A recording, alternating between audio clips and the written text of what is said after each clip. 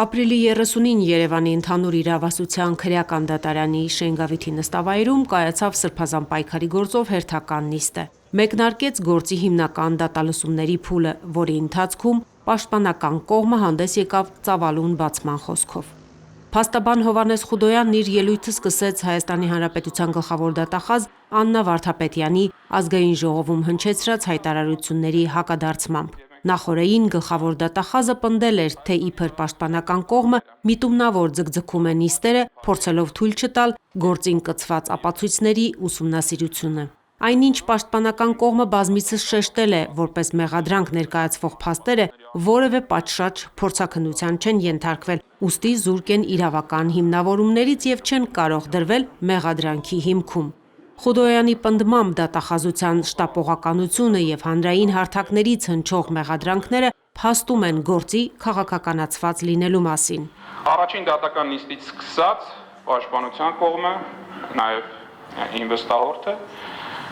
բազմիցս նշել են անհրաժեշտությունը առաջին հերթին ուսումնասիրել բոլոր այն ապացույցները, որոնք այդպես տենց զարգացրած,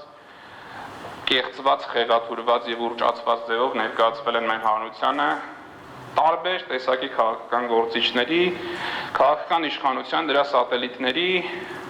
իրավապահ մարմինների ներկայացուցիչների կողմից։ Եվ պաշտպանության կողմը առ այսօր արել է իրենից կախված բոլոր հնարավոր գործողությունները, որպեսզի գործի քննության ընթացքը ապահովված լինի եւ իրականացվի արագ։ Պատահական չի, որ այս գործով ես անձամբ 6 անձի եմ ներկայացնում, որտեղ դատական նիստերի ընթացքում անհրաժեշտություն է առաջացել, որ պաշտպանի չներկայացված լինելու հիմքով դատական նիստը չհետաձգվի։ Ես պատրաստակամություն եմ հայտնել նաև ներգրավել գործով այլ մասնակիցների պաշտպանությանը եւ նաեւ իմ շատ գործընկերներ պաշտպանում են ոչ թե մեկ անձի, այլ մի քանի անձի եւ պաշտպանության կողմից որևէ պաշտպանի բացակայության պատճառով դատական որևէ նիստ չի հետաձգվել։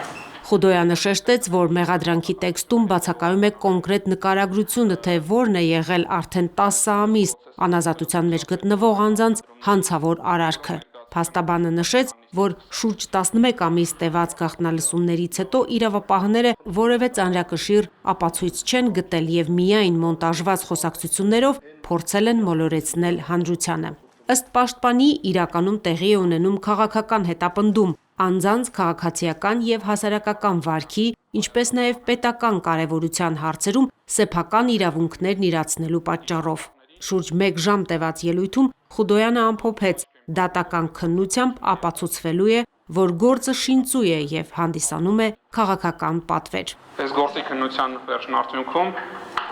հիմնավորելու ենք, որ ինչ-որ մի բան, ինչ-որ մի կետից թարս է գնացել եւ մեղադրողներն ու մեղադրյալները տեղերով փոխվել են։ Պաշտպան Տաթևիկ Սողոյանն էլ դատարանին ներկայացրեց ահաբեկչության հետազոտման միջազգային մոդելները, փորձելով զուգահեռներ անցկացնել սրբազան պայքարի մասնակիցների ակցիաների հետ։ Նա ընդգծեց, որ հանրային մեղադրողները պետք է հստակ նշեն, թե ահաբեկչության, թե իշխանության զավթման մեղադրանքների պարագայում կոնկրետ ինչ հիմնավորումներ ունեն յուրաքանչյուր մեղադրյալի մասով, այլապես գործընթացը կշարունակվի դիտարկվել որպես շինծու հետապնդում։ Լուսինե Բալյան, Գևորգ Ավագյան, Եկեղեցական կյանք։